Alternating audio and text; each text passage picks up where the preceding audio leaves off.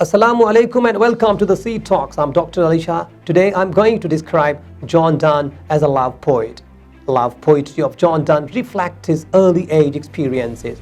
As a love poet, John Donne has focused his attention on worldly love. Readers witness personal experiences, feelings and emotions of the poet in love poems. However, in many sonnets, the poet has exaggerated his feelings. Somewhere he talks about the company of his beloved. Somewhere he prefers love on any other thing of life, whereas at some point he talks about the unfaithful nature of women.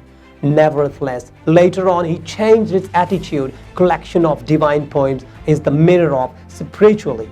Although as a love poet, John Donne was not practically mature, yet he was mature enough to get the attention of his readers. It is because he was very witty kind of person. Moreover, love poems by John Donne are universal in nature. Furthermore, every poem spreads light on love relationship for a man's perspective. Several features are there in Donne's poetry which separate him from common poets of his era. He was a poet of realism. Therefore, every poem narrates personality and autobiography of the poet. It is obvious to us that he has broken the convention and has used a variety of poetic devices. Conceits and hyperboles are remarkable in this regard. In addition to it, chief characteristics of John Donne's poetry are the three strains: realism, no depiction of female beauty, love-limited philosophy, variety of emotions, womanhood. Let's talk about the three strains. There are three strains in the poetry of John Donne, which are cynical strain, conjugal love strain, platonic strain. Cynical strain makes Donne as a good love poet. As a love poet, John Donne demonstrates three strains in his love poems. First and foremost among them is the cynical strains. Nonetheless, his cynicism is always related to women's unfaithfulness. For instance, in Go and Catch a Falling Star, he gives arguments after arguments to prove that loyalty is very rare in women. One cannot find a faithful girl after doing hard efforts. He finds her, then it would have been changed until the poet reaches her. John Donne may have experienced life from a wide angle, but the truth is, his experiences are only related to love relationships. When his relationship does not do more or his beloved betrays him, he becomes cynical. Thereby, cynicism is an important strain in love poetry of John Donne. Let's talk about conjugal love strain.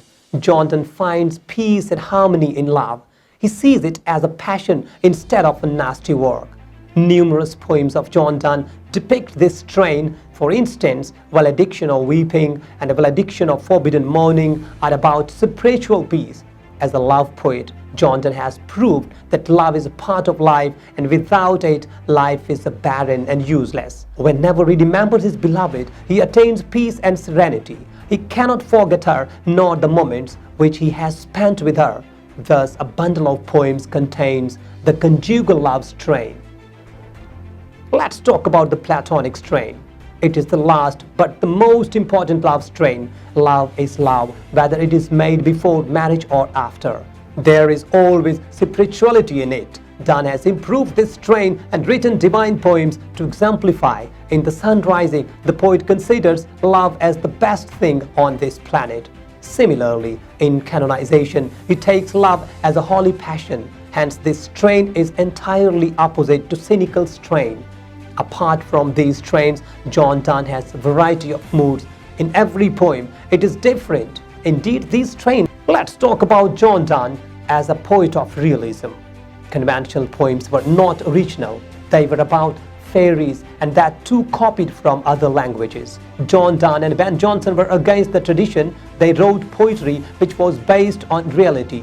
Donne's poetry is also the most realist. As mentioned earlier, he expresses his deep love experiences. Therefore, his poetry is actually his biography. Realism is one of the prominent factors which makes him, John Donne, a memorable love poet. No depiction of female beauty. Donne might talk about women, but he never praised their beauty. He never said that he liked hair or lips of his beloved. He is love devotee and talks about emotions, no physical appearance. For him, love is not just about sex. If he talks about any part of her beloved's body, then he mere describe its charm. Moreover, in his eyes, physical contact is not necessary for love. This very fact is evident from valediction forbidden mourning. It is desirous and spiritual. In this regard, John Donne is different from the second best love poet of his era. Let's talk about love-limited philosophy. Donne's philosophy is limited to love. He has covered only one topic in his poems, love. Only love poetry of John Donne is not limited to the philosophy of the love, but divine poems are also about love. However, in those poems, love is for Christ and God. In love poems, it is typically between him and his wife, any more.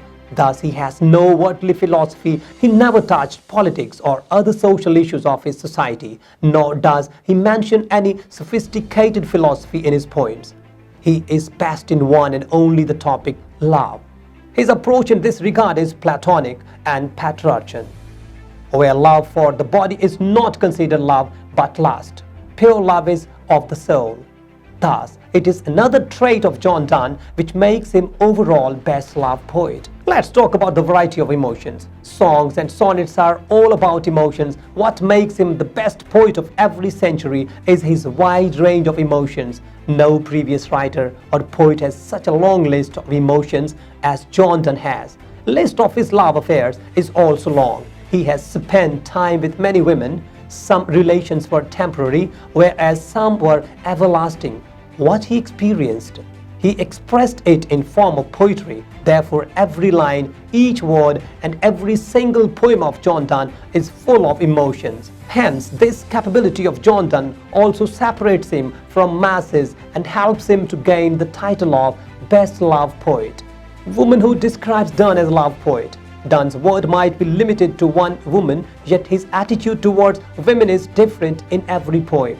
Somewhere they are loyal, whereas somewhere they are unfaithful. C.S. Lewis summarizes Donne's attitude towards women.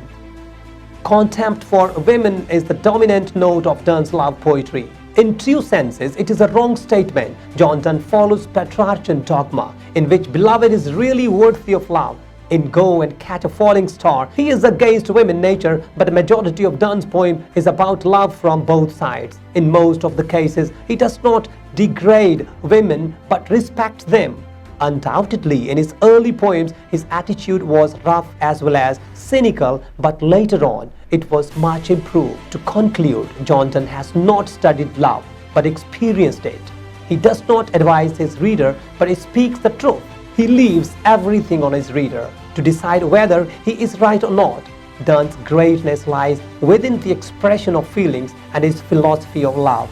He is different. He is overwhelming, and finally we can say that John Donne is the best metaphysical love poet ever witnessed in the history of English literature. I'm sure that you would like my video and subscribe my channel. Never forget to press the bell icon. Thank you very much.